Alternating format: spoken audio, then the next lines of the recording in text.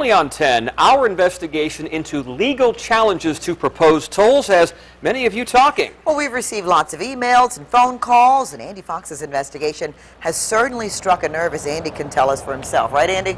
Yeah, we're down here at the downtown tunnel, and we should see a lawsuit sometime next week that will challenge the tolls that could be put up here and also at the Midtown Tunnel. But as this legal challenge revs up, it would appear that the two top state leaders representing Portsmouth in the House and Senate, quite frankly, don't get along, and on this very important issue are not synced up. State Delegate Johnny Joanno and Ken Alexander. There's got to be something that can be done to keep a cap on these tolls and to lower them. There's got to be something. Well, there might be something in the future. What is that?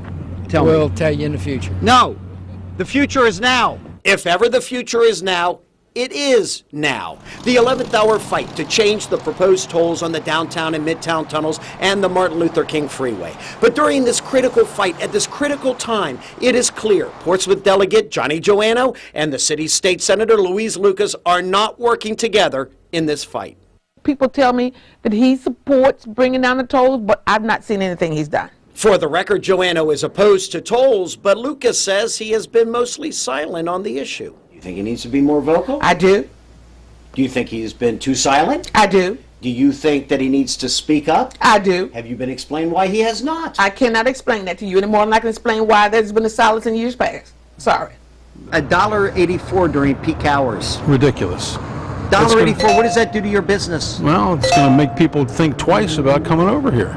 Caught in the middle, business owners like restaurant owner Charles Greenhood. Do you think the city of Portsmouth elected leadership has let the people down? I think our elected leadership in the entire state has let our people down. They're supposed to give us toll-free roads. Yeah. Greenhood says it was his idea to rent a bus and take community leaders and concerned business owners to Richmond to testify before a state Senate committee about lowering the tolls. Lucas testified, but Joanno, a no-show. Was Johnny Joanno there? Johnny Joanno was not there. He didn't meet with the group? No, he did not. We asked Joanno why he did not appear with the Portsmouth residents before the committee. You weren't even there to meet with them. You know, the problem is I do have other work to do up here. But some would argue no work is more important than this. When pressed on the poor working relationship with Lucas, Joanno said, that Louise Lucas is talking about is where have you been? What has Louise Lucas done? Well, here's what Louise Lucas has done. She introduced a budget amendment to get $500 million in bonds to pay down the cost of the tunnel project, which would reduce the price of the toll.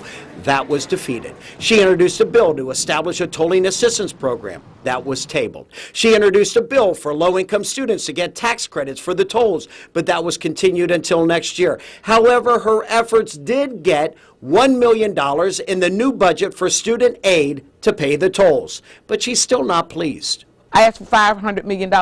I get $1 million to help defray the cost of the tolls for the students. I'm grateful that I got that, but that doesn't do what we need to have done in Hampton Roads. For his part in the House of Delegates, Joanno has initiated no new legislation dealing with tolls. But he did co-sponsor a bill introduced by Norfolk delegate Ken Alexander to keep money raised from tolls at that facility. It never made it to the House floor for a vote. It's not too late, Delegate. Yes, it is. The contract's been signed. Joanno thinks it's too late to reverse the tolls, but Alexander is filing a lawsuit calling into question the constitutionality of the tolls put on the people by the unelected people of the Transportation Partnership of VDOT and the Elizabeth River crossings. You came out on TV, said vote no, vote no, vote no. And I'm Democrat Johnny Joanno, and we both serve in the House of Delegates. We might not be in this situation of tolls if back in 2002 the transportation sales tax referendum had been approved. That would have raised the state sales tax 1 cent on the dollar and would have funded 6 major transportation projects, including the new tube at the Midtown Tunnel, without using any tolls at all. The General Assembly has diverted these funds in the past. It was Joanno who appeared with former Delegate Tom Geer as the opposition to the referendum, telling voters to vote no for the 1 cent increase. The referendum was soundly defeated, except in Joanno's backyard of Portsmouth and Norfolk, where it got 48% of the vote, because residents really do want a new Midtown Tunnel. Fellow Senator Dick Saslaw quickly reminds Joanno of that past campaign of his. They all know that had that sales tax referendum passed in 2002. The one that you were opposed to. They wouldn't have been, they would not have been paying. Which brings us back to businessman Charles Greenhood, who calls what Joanno and other political leaders did dropping the ball. Our elected officials have just dropped the ball. When they could have done something about it 5 years ago, proactively, they just chose to do nothing. So the question is the sun setting on toll-free downtown and midtown tunnels? That will be the big question answered in the next coming weeks. But Greenhood brings up this point, that politicians fail time and time again to raise taxes to pay for roads, depending on authorities and partnerships that could be ruled unconstitutional or have already been ruled unconstitutional.